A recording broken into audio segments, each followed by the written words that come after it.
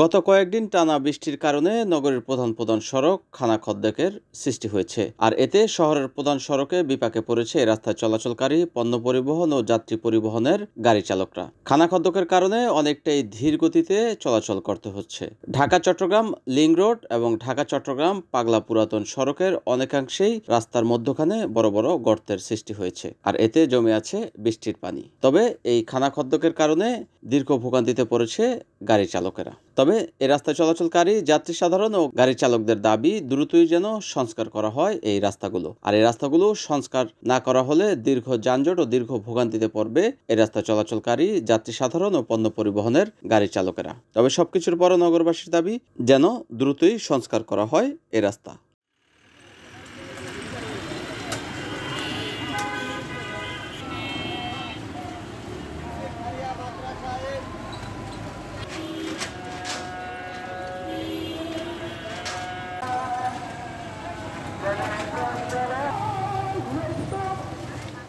NAN TV, Narayanganj.